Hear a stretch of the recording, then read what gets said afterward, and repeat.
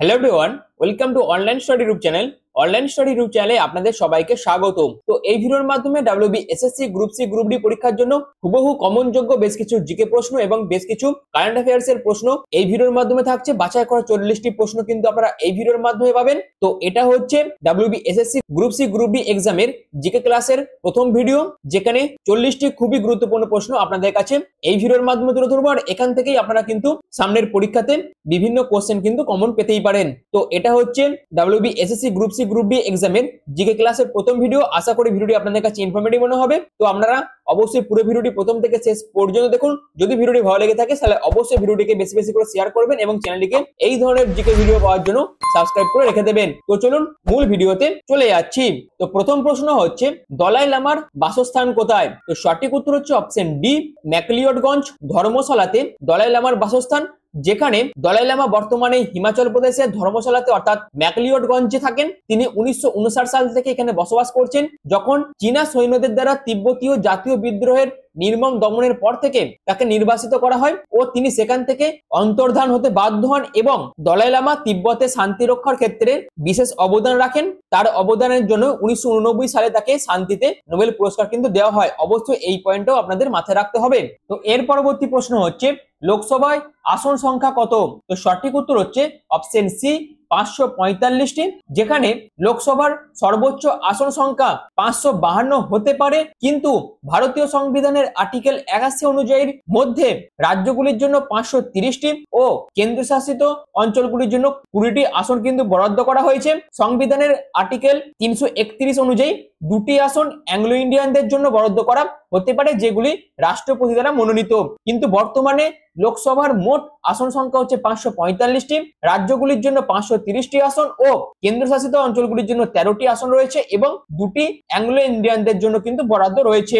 এই পয়েন্টটিও কিন্তু আপনাদের অবশ্যই মনে রাখতে হবে। এর পরবর্তী প্রশ্ন হচ্ছে, নিম্নোক্ত ব্যক্তিদের মধ্যে কে প্রসিদ্ধ ভাস্কর নন? সঠিক উত্তর হচ্ছে অপশন ডি, তারাশঙ্কর বন্দ্যোপাধ্যায় কিন্তু একজন প্রসিদ্ধ ভাস্কর নয়। অর্থাৎ তারাশঙ্কর বন্দ্যোপাধ্যায় একজন ভারতীয় বাংলা ঔপন্যাসিক। তিনি 65টি উপন্যাস, 53টি গল্পের বই, 12টি নাটক, 4টি প্রবন্ধ বই ও 4টি আত্মজীবনী এবং 2টি ভ্রমণ কাহিনী লিখেছেন এবং বেশ কয়েকটি গানও তিনি রচনা করেন, যেখানে তিনি রবীন্দ্র পুরস্কার, সাহিত্য একাডেমি পুরস্কার, জ্ঞানপীঠ পুরস্কার, পদ্মশ্রী এবং পদ্মভূষণে ভূষিত হন। তার রচিত কয়েকটি উপন্যাস হচ্ছে আরোগ্য নিকেতন, গণদেবতা, হাসুলি বাকের উপকথা, রাধা ইত্যাদি। আর এর মধ্যে বাকি যে 3টে অপশন আছে তারা প্রত্যেকেই কিন্তু চিত্রকার। তো এই পয়েন্টও কিন্তু আপনাদের মাথায় রাখতে হবে।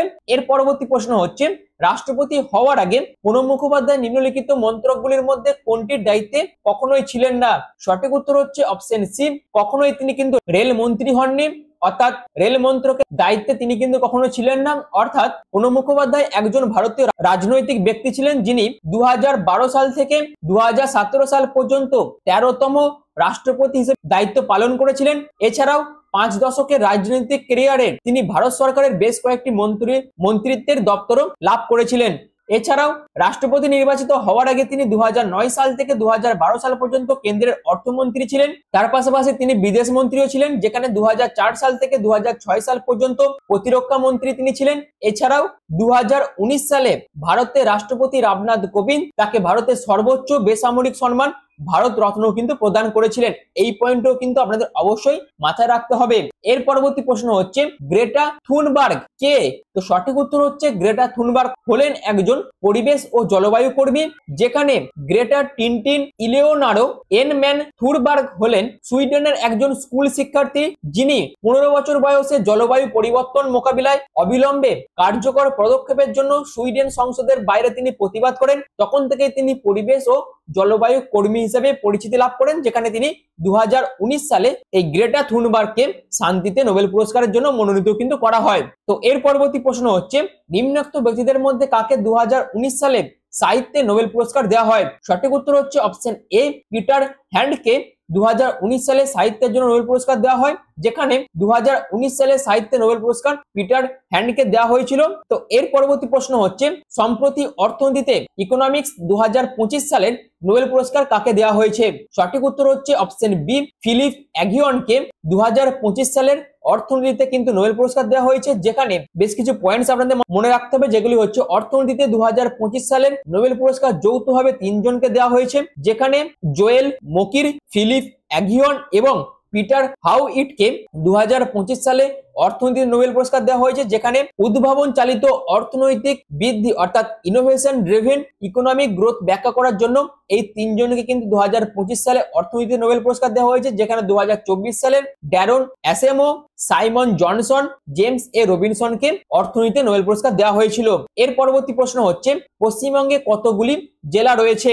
সঠিক উত্তর হচ্ছে অপশন ডি, 22টি। এছাড়াও আপনাদের বেশ কিছু গুরুত্বপূর্ণ পয়েন্টস মনে রাখতে হবে, যেটা হচ্ছে পশ্চিমবঙ্গে বর্তমানে 23টি জেলায় কিন্তু বিভক্ত হয়েছে। যেখানে 25শে জুন 2014 তারিখে আলিপুরদুয়ার জেলা কিন্তু গঠিত হয়, 14ই ফেব্রুয়ারি 2017 তারিখে কালিম্পং জেলা গঠিত হয়, ঝাড়গ্রাম জেলা 4ই এপ্রিল 2017 সালে গঠিত হয়েছে এবং 7ই এপ্রিল 2017 সালে বর্ধমান জেলা দুটি ভাগে বিভক্ত হয়ে পূর্ব বর্ধমান এবং পশ্চিম বর্ধমান জেলা কিন্তু গঠিত হয়েছে।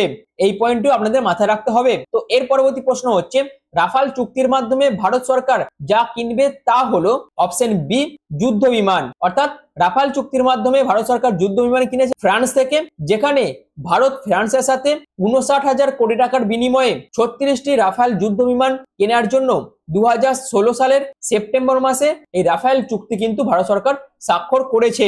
এর পরবর্তী প্রশ্ন হচ্ছে পরিবেশ সংরক্ষণের জন্য কোন ধরনের ব্যাগের ব্যবহার নিষিদ্ধ করার কথা ভাবা হচ্ছে?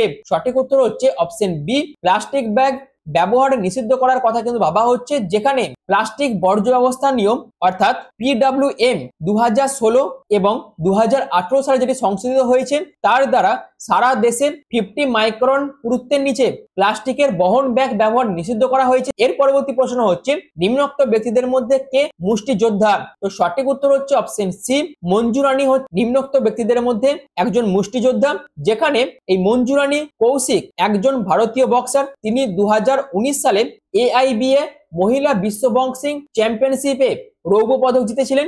তিনি বুলগেরিয়ার অনুষ্ঠিত স্ট্যান্ডজা মেমোরিয়াল বক্সিং টুর্নামেন্টে 2019 সালে রৌপ্য পদক এবং থাইল্যান্ড ওপেনে 2017 সালে যেটি অনুষ্ঠিত হয়েছিল এবং ইন্ডিয়া ওপেন 2017 সালে ব্রোঞ্জ পদক জিতেছিলেন। এছাড়াও এই কোশ্চেনের মধ্যে দীপবন্ধু বড়ুয়া হচ্ছে একজন দাবা গ্র্যান্ড মাস্টার। এছাড়াও চাঁদরাম হচ্ছেন একজন ভারতীয় ক্রীড়াবিদ, যিনি 1982 সালে দিল্লির এশিয়ান গেমসে 20 কিলোমিটার রোড ওয়াক ইভেন্টে স্বর্ণ পদক জিতেছিলেন এবং তিনি 1984 সালের অলিম্পিকে ভারতের হয়ে প্রতিনিধিত্ব করেছিলেন। এছাড়াও তাকে কিন্তু অর্জুন পুরস্কার এবং পদ্মশ্রীর সম্মান দেওয়া হয়েছিল। এছাড়াও দীপা কর্মকার হচ্ছেন ভারতীয় একজন শৈল্পিক জিমন্যাস্ট, যিনি গ্লাসগোতে 2014 কমনওয়েলথ গেমসে ব্রোঞ্জ পদক জিতেছেন এবং তিনিই ছিলেন ভারতের প্রথম মহিলা জিমন্যাস্টিক। তো এর পরবর্তী প্রশ্ন হচ্ছে মহাত্মা গান্ধী তার অহিংস অসহযোগ আন্দোলন প্রথম কোথায় শুরু করেন? সঠিক উত্তর হচ্ছে অপশন বি, দক্ষিণ আফ্রিকাতে। যেখানে 1906 সালের সেপ্টেম্বরে গান্ধীজি স্থানীয় ভারতীয়দের বিরুদ্ধে গঠিত ট্রান্সভার এশিয়াটিক অধ্যাদেশের বিরুদ্ধে প্রতিবাদ করার জন্য প্রথম সত্যাগ্রহ অভিযানের আয়োজন করেন। আবার 1907 সালের জুন মাসে তিনি কালো আইনের বিরুদ্ধে সত্যাগ্রহ করেন। এছাড়াও 1908 সালে তাকে অহিংস আন্দোলন সংগঠিত করার জন্য তার জেলও কিন্তু হয়েছিল। এই পয়েন্টটিও কিন্তু খুবই গুরুত্বপূর্ণ। তো এর পরবর্তী প্রশ্ন হচ্ছে 2016 সালের অলিম্পিক গেমস যে শহরে অনুষ্ঠিত হয়েছিল সেটি কোন শহর? সঠিক উত্তর হচ্ছে অপশন বি, রিও ডি জেনেরোতে 2016 সালের অলিম্পিক গেমস অনুষ্ঠিত হয়েছিল। যেখানে 2020 সালে অলিম্পিক অনুষ্ঠিত হয়েছিল টোকিওতে, 2024 সালে অলিম্পিক অনুষ্ঠিত হয়েছিল প্যারিসে এবং 2028 সালে অলিম্পিক অনুষ্ঠিত হবে লস অ্যাঞ্জেলেস আমেরিকাতে। এর পরবর্তী প্রশ্ন হচ্ছে সংবিধানের 370 ধারার অবলুপ্তির জন্য নিম্নলিখিত কোন রাজ্য সাংবিধানিক বিশেষ মর্যাদা ক্ষুণ্ণ হয়েছে? সঠিক উত্তর হচ্ছে অপশন বি, জম্মু ও কাশ্মীর।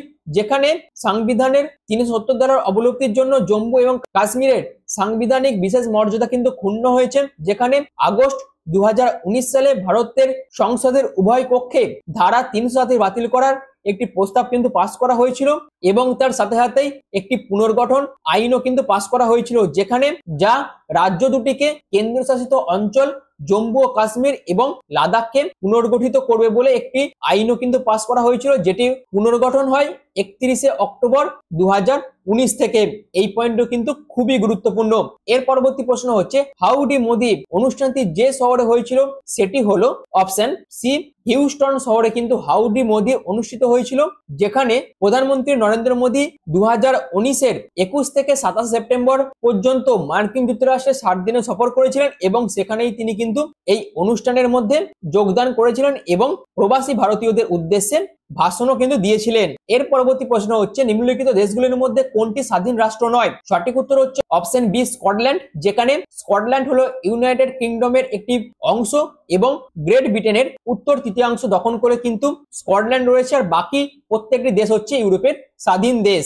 এর পরবর্তী প্রশ্ন হচ্ছে আন্তর্জাতিক অর্থ ভান্ডারের বর্তমান সভাপতির নাম কি? সঠিক উত্তর হচ্ছে অপশন বি ক্রিস্টালিনা জর্জিয়েভা হচ্ছে আন্তর্জাতিক অর্থ ভান্ডারের বর্তমান সভাপতি, যেখানে ক্রিস্টালিনা জর্জিয়েভা বর্তমানে আন্তর্জাতিক অর্থ ভান্ডারের সভাপতি হিসেবে দায়িত্ব পালন করছেন। তিনি 25 সেপ্টেম্বর 2019-এ এই পদে নির্বাচিত হয়েছিলেন এবং অক্টোবর 2019 থেকে তিনি তার দায়িত্ব পালন করছেন। এর পরবর্তী প্রশ্ন হচ্ছে লিওনেল মেসি কোন দেশের নাগরিক? সঠিক উত্তর হচ্ছে অপশন বি আর্জেন্টিনার নাগরিক, যেখানে লিওনেল আন্দ্রেস মেসি, যিনি মেসি নামেও পরিচিত, ইনি একজন আর্জেন্টিনার পেশাদার ফুটবলার যিনি বর্তমানে ইন্টার মিয়ামি ফুটবল ক্লাবের সাথে যুক্ত রয়েছেন এবং তিনি কিন্তু আর্জেন্টিনার জাতীয় দলের অধিনায়কও। আর এছাড়াও তিনি কিন্তু স্পেনের লা লিগার বার্সেলোনা ক্লাবের হয়ে নিজের কেরিয়ার শুরু করেছেন এবং তিনি কিন্তু সর্বোচ্চ 8 বার ব্যালেন ডিওর পুরস্কারও কিন্তু জিতেছেন। এই পয়েন্টও কিন্তু খুবই গুরুত্বপূর্ণ। তো এর পরবর্তী প্রশ্ন হচ্ছে ফিজি রাষ্ট্রের অবস্থান কোথায়? সঠিক উত্তর হচ্ছে অপশন এ এশিয়া এবং প্রশান্ত মহাসাগরীয় অঞ্চলে হচ্ছে ফিজি রাষ্ট্রের অবস্থান, যেখানে ফিজি হলো দক্ষিণ প্রশান্ত মহাসাগরের আগ্নেয়গিরি দ্বীপগুলির মধ্যে একটি সমষ্টি, যা হনুলুলুর দক্ষিণ পশ্চিমে প্রায় 4450 কিলোমিটার এবং নিউজিল্যান্ডের উত্তরে 1770 কিলোমিটারের মধ্যে অবস্থিত, যেখানে 322টি দ্বীপ এবং 522টি ছোট দ্বীপের মধ্যে এই দ্বীপপুঞ্জটি কিন্তু তৈরি হয়েছে। তো এই পয়েন্টও কিন্তু খুবই গুরুত্বপূর্ণ। এর পরবর্তী প্রশ্ন হচ্ছে যে দেশ থেকে S-400 ক্ষেপণাস্ত্র কেনা হয়েছে সেটি কোন দেশ? সঠিক উত্তর হচ্ছে অপশন সি রাশিয়া, যেখানে S-400 যেটির পূর্বে নাম ছিল S-300 PMU-3, এটি একটি অ্যান্টি এয়ারক্রাফট ওয়েপেন সিস্টেম যা 1990-এর দশকে রাশিয়ার আলমাজ সেন্টার ডিজাইন ব্যুরো S-300 পরিবারের আপগ্রেড হিসেবে তৈরি করেছিল। আর এটি 2007 সাল থেকে রাশিয়ার সশস্ত্র বাহিনীর সাথে কিন্তু এটি কাজ করছে, যেখানে দীর্ঘমেয়াদী নিরাপত্তার প্রয়োজনে 5ই অক্টোবর 2019-এ নয়াদিল্লিতে 19তম ভারত রাশিয়া বার্ষিক দ্বিপাক্ষিক শীর্ষ সম্মেলনের সময় ভারত 5টি S-400 সিস্টেম কেনার জন্য রাশিয়ার সঙ্গে $5.43 বিলিয়ন চুক্তির স্বাক্ষর কিন্তু করেছিলেন। তো এই পয়েন্টও কিন্তু আপনাদের মনে রাখতে হবে। তো এর পরবর্তী প্রশ্ন হচ্ছে 2019 সালের বিশ্ব ব্যাডমিন্টন প্রতিযোগিতায় মহিলাদের একক সেরা সম্মান কে লাভ করেছেন? সঠিক উত্তর হচ্ছে অপশন সি পিভি সিন্ধু, যেখানে 2019 সালে ওয়ার্ল্ড বিশ্ব চ্যাম্পিয়নশিপে একটি ব্যাডমিন্টন টুর্নামেন্ট যা 19 থেকে 25 আগস্ট পর্যন্ত কিন্তু চলেছিল, যেখানে পিভি সিন্ধু ফাইনালে তার চির প্রতিদ্বন্দ্বী জাপানের নোজোমি ওকুহারাকে হারিয়ে ব্যাডমিন্টনের বিশ্ব চ্যাম্পিয়নশিপে স্বর্ণ জিতেছেন। এর পরবর্তী প্রশ্ন হচ্ছে ফরাসি দেশের বর্তমান রাষ্ট্রপতির নাম কি?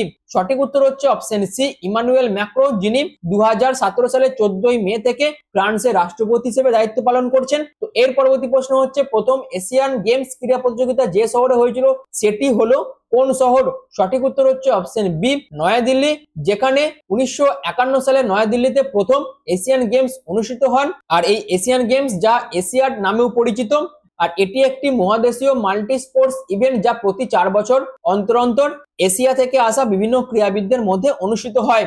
এর পরবর্তী প্রশ্ন হচ্ছে নিম্নলিখিত কোন জায়গায় ক্ষুদিরাম বসুকে ফাঁসি দেওয়া হয়? সঠিক উত্তর হচ্ছে অপশন সি মুজাফরপুরে ক্ষুদিরাম বসুকে ফাঁসি দেওয়া হয়, যেখানে ক্ষুদিরাম বসু 3রা ডিসেম্বর 1889 থেকে 11ই আগস্ট 1908 সাল পর্যন্ত বেঁচেছিলেন। তিনি বেঙ্গল প্রেসিডেন্সির একজন বিপ্লবী, যিনি ভারতের ব্রিটিশ শাসনের বিরোধিতা করেছিলেন এবং মুজফ্ফরপুর ষড়যন্ত্র মামলায় তার ভূমিকার জন্য প্রফুল্ল চাকির সাথে তাকেও কিন্তু মৃত্যুদণ্ড দেওয়া হয়েছিল, যেখানে তিনি ভারতীয় স্বাধীনতা আন্দোলনের সর্বকনিষ্ঠ শহীদদের মধ্যে তাকে কিন্তু গণ্য করা হয়, যেখানে ব্রিটিশ বিচারক ডগলাস কিংসফোর্ডকে হত্যার চেষ্টার দায়ে গ্রেপ্তার হওয়ার পর ক্ষুদিরাম বোস 1908 সালের 11ই আগস্ট বিহারের মুজফ্ফরপুর কারাগারে মৃত্যুবরণ করেন। এই পয়েন্টটি কিন্তু খুবই গুরুত্বপূর্ণ, অবশ্যই আপনাদের মাথায় রাখতে হবে। তো এর পরবর্তী প্রশ্ন হচ্ছে নিম্নলিখিতর মধ্যে কোনটি কেন্দ্রশাসিত অঞ্চল নয়? সঠিক উত্তর হচ্ছে অপশন ডি, ত্রিপুরা, যেখানে ত্রিপুরা হচ্ছে ভারতের একটি রাজ্য আর বাকি যে সমস্ত অপশনগুলো দেওয়া আছে বাকি সবগুলোই হচ্ছে কেন্দ্রশাসিত অঞ্চল। এর পরবর্তী প্রশ্ন হচ্ছে পলাশী যুদ্ধ কত সালে হয়েছিল? সঠিক উত্তর হচ্ছে অপশন এ, 1757 সালে পলাশী যুদ্ধ হয়েছিল, যেখানে পলাশী যুদ্ধ রবার্ট ক্লাইভের নেতৃত্বে 1757 সালে হয়েছিল, যেখানে বাংলার নবাব সিরাজউদ্দৌলা এবং ফরাসি মিত্রদের উপর ব্রিটিশ ইন্ডিয়া কোম্পানির একটি সিদ্ধান্তমূলক জয়লাভ কিন্তু পলাশী যুদ্ধের মাধ্যমে হয়েছিল ইস্ট ইন্ডিয়া কোম্পানির। তো এর পরবর্তী প্রশ্ন হচ্ছে সম্মিলিত জাতিপুঞ্জের মানবাধিকার কমিশনের সদর দপ্তর কোথায়? সঠিক উত্তর হচ্ছে অপশন এ, জেনেভায়, যেখানে সম্মিলিত জাতিসংঘের মানবাধিকার কাউন্সিল অর্থাৎ UNHRC এর একটি সম্মিলিত জাতিসংঘের সংস্থার যার মিশন বিশ্বব্যাপী মানবাধিকার প্রচার ও সুরক্ষা করা। কাউন্সিলের আঞ্চলিক গোষ্ঠীর ভিত্তিতে 3 বছরের মেয়াদের জন্য 47 জন সদস্য কিন্তু নির্বাচিত হয়। কাউন্সিলের সদর দপ্তর হচ্ছে সুইজারল্যান্ডের জেনেভায়। এর পরবর্তী প্রশ্ন হচ্ছে গৌতম বুদ্ধের জন্মস্থান কোথায়? সঠিক উত্তর হচ্ছে অপশন ডি, লুম্বিনী, যেখানে সিদ্ধার্থ গৌতম বা ভগবান বুদ্ধ 623 খ্রিস্টপূর্বাব্দে জন্মগ্রহণ করেছিলেন লুম্বিনীর বিখ্যাত উদ্যানে, যা পরে তীর্থস্থানে পরিণত হয়। তীর্থযাত্রীদের মধ্যে ছিলেন ভারতীয় সম্রাট অশোক, যিনি সেখানে তার একটি স্মারক লিপিবদ্ধ অশোক স্তম্ভ স্থাপন করেছিলেন। এর পরবর্তী প্রশ্ন হচ্ছে বিদ্যাসাগরের জন্মভূমি বীরসিংহ গ্রাম কোন জেলায় অবস্থিত? সঠিক উত্তর হচ্ছে অপশন সি, পশ্চিম মেদিনীপুর জেলায় বিদ্যাসাগরের জন্মভূমি বীরসিংহ গ্রাম অবস্থিত, যেখানে বীরসিংহ হলো পশ্চিমবঙ্গের রাজ্যের পশ্চিম মেদিনীপুর জেলার ঘাটাল মহকুমার ঘাটাল ব্লকের অন্তর্গত একটি বড় গ্রাম, যেখানে বীরসিংহ গ্রামের প্রথম পরিচয় হলো এটা বাংলার স্বনামধন্য সমাজ সংস্কারক তথা বাংলার বর্ণ পরিচয় প্রণেতা পণ্ডিত ঈশ্বরচন্দ্র বিদ্যাসাগরের জন্মস্থান। এর পরবর্তী প্রশ্ন হচ্ছে 2019 সালের সাংবাদিকতায় ম্যাগসেসে পুরস্কার কে পান? সঠিক উত্তর হচ্ছে অপশন বি, রবিশ কুমার, যেখানে 2019 সালের সাংবাদিকতায় রামন ম্যাগসেসে পুরস্কার পেলেন রবিশ কুমার। আর এই রামন ম্যাগসেসে পুরস্কারকে এশিয়ার নোবেলও কিন্তু বলা হয়, যেখানে 2025 সালে কোনো সাংবাদিক নয় বরং ভারতের foundation two educate girls globally এই সংস্থাটিকে দেওয়া হয়েছে, যেখানে মেয়েদের শিক্ষার জন্য অসামান্য অবদানের জন্য এই সংস্থাটিকে ম্যাগসেসে পুরস্কার প্রদান করা হয়েছে। তো নেক্সট কোশ্চেন হচ্ছে দ্য থার্ড পিলার বইটির লেখকের নাম কি? সঠিক উত্তর হচ্ছে অপশন সি, রঘুরাম রাজন, যেখানে দ্য থার্ড পিলার বইটির লেখক হচ্ছে ভারতের রিজার্ভ ব্যাংকের প্রাক্তন গভর্নর রঘুরাম রাজন। তিনি সেপ্টেম্বর 2013 থেকে সেপ্টেম্বর 2016 সাল পর্যন্ত তিনি ভারতের রিজার্ভ ব্যাংকের 23তম গভর্নর ছিলেন। নেক্সট কোশ্চেন হচ্ছে নিম্নলিখিত রাষ্ট্রগুলির মধ্যে কোনটি সার্কের সদস্য নয়? সঠিক উত্তর হচ্ছে অপশন বি, মায়ানমার, যেখানে সার্ক হলো দক্ষিণ এশিয়ার দেশগুলির একটি আঞ্চলিক আন্তঃসরকারি সংস্থা, যেমন ভারত, বাংলাদেশ, ভুটান, মালদ্বীপ, নেপাল, পাকিস্তান এবং শ্রীলঙ্কা কিন্তু এই সার্কের সদস্য, যেখানে 2007 সালে তৎকালীন প্রেসিডেন্ট হামিদ কারজাইয়ের অধীনে আফগানিস্তান কিন্তু এই ব্লকের সাথে যোগ দেন। এই পয়েন্টটি কিন্তু ভেরি ইম্পর্টেন্ট একটি পয়েন্ট, অবশ্যই আপনাদের মাথায় রাখতে হবে। এর পরবর্তী প্রশ্ন হচ্ছে নিম্নে বর্ণিত নদীগুলির মধ্যে কোন নদী ভারত বাংলাদেশ সীমান্ত রেখা অতিক্রম করে না? সঠিক উত্তর হচ্ছে অপশন ডি, দামোদর, যেখানে দামোদর নদের মোহনা কলকাতার 50 কিলোমিটার দক্ষিণে হুগলি নদীতে মিশেছে। আর এই নদী ভারত বাংলাদেশ সীমা কিন্তু অতিক্রম করে না। দক্ষিণ ও পূর্বে গাঙ্গীয় সমভূমি অঞ্চলের উপর দিয়ে প্রবাহিত হয়ে গঙ্গা মিশেছে বঙ্গোপসাগরে। এক্ষেত্রে দুটি ধারা বা গঙ্গা নদীর শাখা লক্ষণীয়ভাবে একটি ফারাক্কা বাঁধ থেকে বিভিন্ন নাম নিয়ে মূলত দক্ষিণে প্রবাহিত হয়ে বঙ্গোপসাগরে পড়েছে, আর অপরটি বাংলাদেশ সীমান্তে মহানন্দার সাথে মিশে বাংলাদেশে প্রবেশ করে পদ্মা নাম নিয়ে গোয়ালানন্দ পর্যন্ত প্রবাহিত হয়েছে। সিকিম ও পশ্চিমবঙ্গের উপর দিয়ে প্রবাহিত হওয়ার পর বাংলাদেশে প্রবেশ করে তিস্তা ব্রহ্মপুত্র নদের সঙ্গে মিলিত হয়েছে এবং তার পাশাপাশি আত্রি নদী বাংলাদেশের মধ্যে দিয়ে প্রবাহিত হয়ে উত্তর দিক থেকে এই জেলার কুমারগঞ্জের সমজিয়া দিয়ে জেলা শহর বালুরঘাটের মধ্যে দিয়ে প্রবাহিত হয়ে ফের বাংলাদেশের রাজশাহী জেলার চলনবীর হয়ে করতোয়ার সঙ্গে মিলিত হয়ে পদ্মা নদীতে মিশেছে। প্রত্যেকটা পয়েন্টস কিন্তু খুবই গুরুত্বপূর্ণ, অবশ্যই আপনাদের মাথায় রাখতে হবে। এর পরবর্তী প্রশ্ন হচ্ছে নিম্নলিখিত ব্যক্তিদের মধ্যে ঠিক কার পরে ডোনাল্ড ট্রাম্প প্রথম মার্কিন যুক্তরাষ্ট্রের প্রেসিডেন্ট নিযুক্ত হয়েছিলেন? সঠিক উত্তর হচ্ছে অপশন বি, বারাক ওবামা, যেখানে ডোনাল্ড ট্রাম্প 2017 সালে আমেরিকা রাষ্ট্রপতি নির্বাচিত হন। তার পার্টির নাম হচ্ছে রিপাবলিকান পার্টি। তার পূর্বে বারাক ওবামা আমেরিকার রাষ্ট্রপতি ছিলেন, যিনি 2009 সালে 2017 সাল পর্যন্ত তার কার্যভার সামলান, আর তার পার্টির নাম ছিল ডেমোক্রেটিক পার্টি।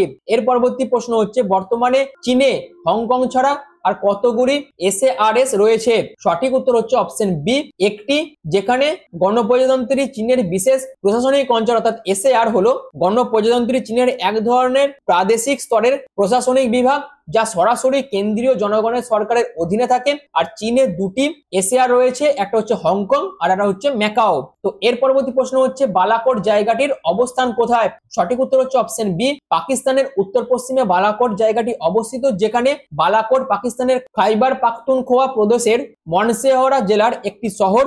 এটি পাকিস্তানের ঐতিহাসিক স্থানগুলোর মধ্যে একটি।